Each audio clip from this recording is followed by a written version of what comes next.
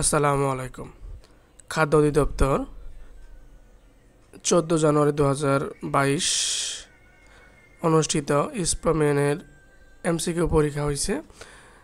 গণিত অংশটুকুর সমাধানের চেষ্টা করি। প্রথম প্রশ্ন হলো, একটি বৃত্তের পরিধি অনুপাত বৃত্তের ক্ষেত্রফল নিম্নের কোনটি? আচ্ছা, বৃত্তের ব্যাসার্ধ আর হলে বৃত্তের ব্যাসার্ধ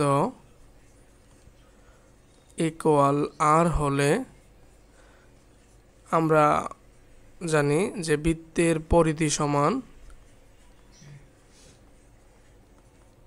2 পাই আর এবং বৃত্তের ক্ষেত্রফল হচ্ছে পাই আর স্কোয়ার। ঠিক আছে, তাহলে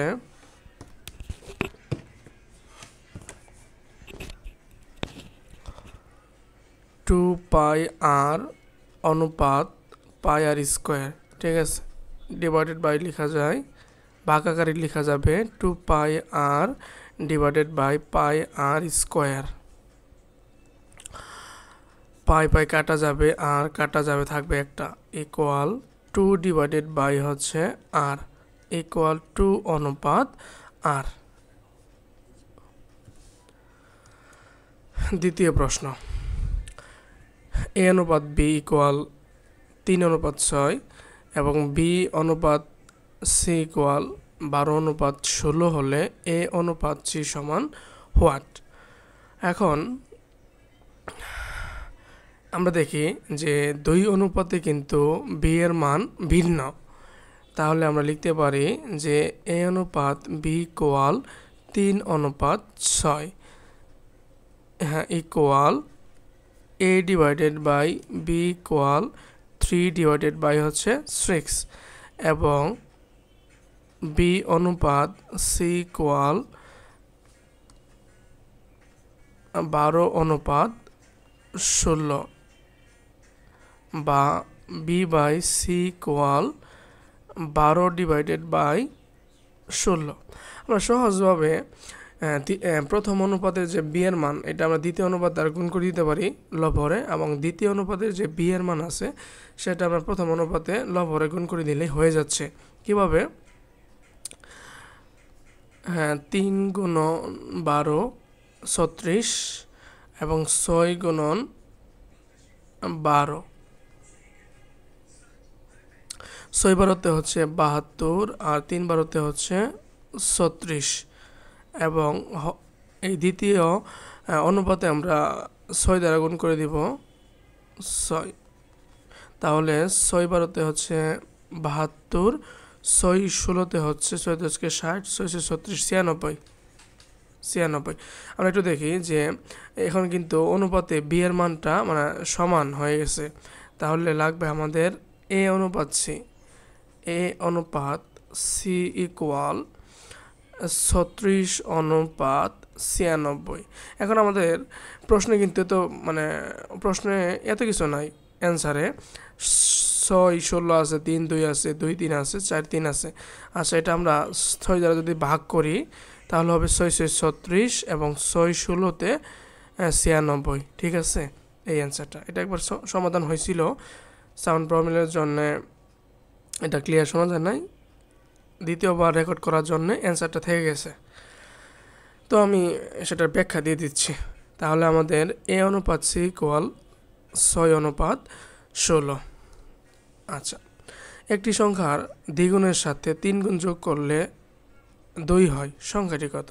তাহলে ধরে নিতেছি সংখ্যাটি হচ্ছে এক্স, এক্সের দ্বিগুণের সাথে, তাহলে 2x প্লাস 3 গুণ 3x ইকুয়াল 2 বা 5x ইকুয়াল 2 বা x ইকুয়াল 2 ডিভাইডেড বাই 5,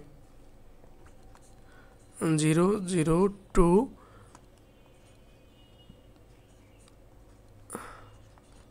তাহলে ভাগফল বের হইতেছে 0.4 আর 0.40 একই কথা।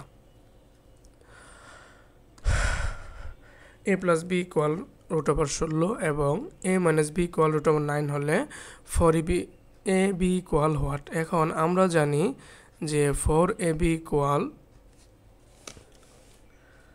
এ plus b whole square minus a minus b whole square, a plus b whole square minus a minus b whole square.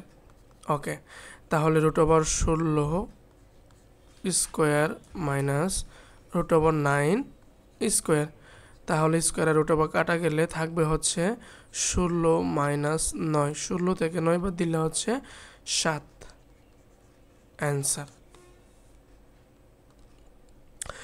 আচ্ছা, 90 ডিগ্রি কোণের পূরক কোণের মান কত? তাহলে আমরা জানি যে দুটি কোণের সমষ্টি 90 ডিগ্রি হলে কোণ দ্বয়কে পরস্পরের পূরক কোণ বলা হয়। তাহলে যেহেতু 90 ডিগ্রি দেয় আছে, তাহলে 90 ডিগ্রি মাইনাস 90 ডিগ্রি ইকুয়াল হতো 0 ডিগ্রি। আমার যদি এটা মান থাকতো যে 30 ডিগ্রি কোণে পূরণ কত, তাহলে 60 ডিগ্রি হয়ে যাইতো। কতজন লোকে 125টি কমলা ও 145টি কলা সমানভাবে ভাগ করে দেওয়া যাবে?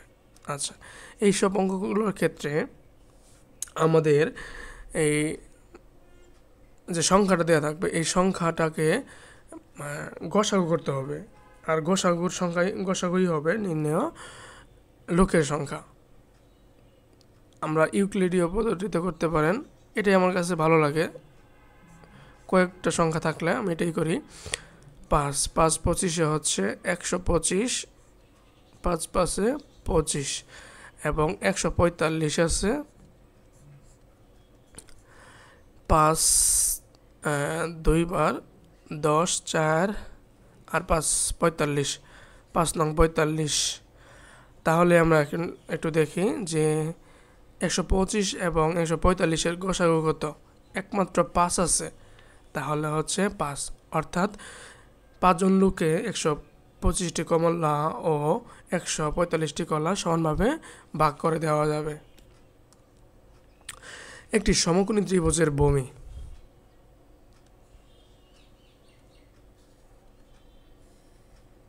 সমকোণী ত্রিভুজের ভূমি এ, উচ্চতা বি এবং অতিভুজ সি হলে নিচের কোনটি সঠিক? আমরা জানি যে অতিভুজ স্কোয়ার পিথাগোরাসের উপপাদ্যে অতিভুজ স্কোয়ার ইকুয়াল লম্ব স্কোয়ার প্লাস ভূমি স্কোয়ার, বা ভূমি স্কোয়ার প্লাস লম্ব স্কোয়ার, 1 নাম্বারটা অ্যান্সার। আচ্ছা, যদি বাস ভাড়া 60% বৃদ্ধি পায়, তবে বাসে যাতায়াত শতকরা কত ভাগ কমালে ব্যয় বৃদ্ধি পাবে না? এই অঙ্কটার শর্টকাটটা হলো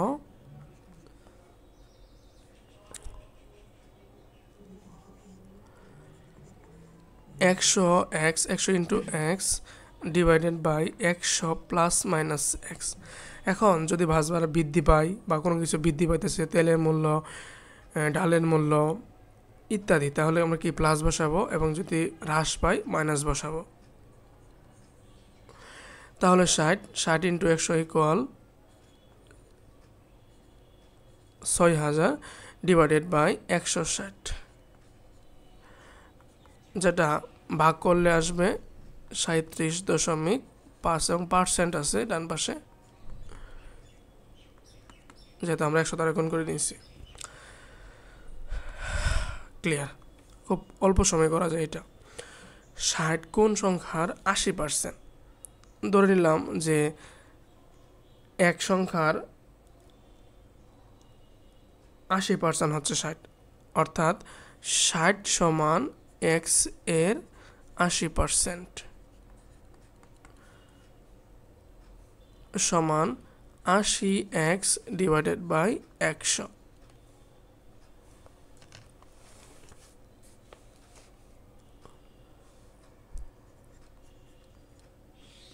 বা 6000 ইকুয়াল 80x। অতএব x ইকুয়াল 6000 ডিভাইডেড বাই 80, 0 0।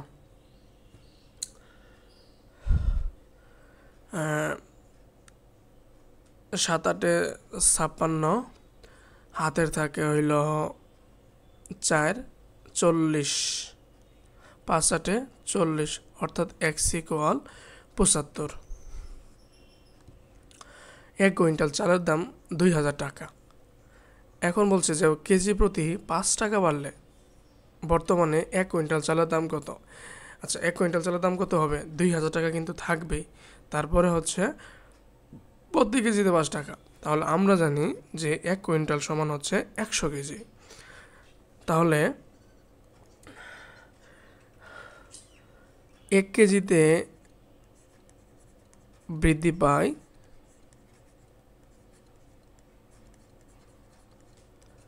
1 কেজিতে বৃদ্ধি পায় 5 টাকা।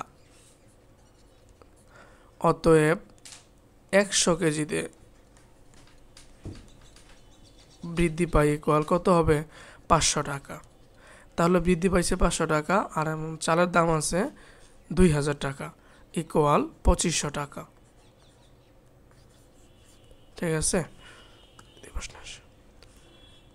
10টা প্রশ্ন ছিল। Thank you everyone.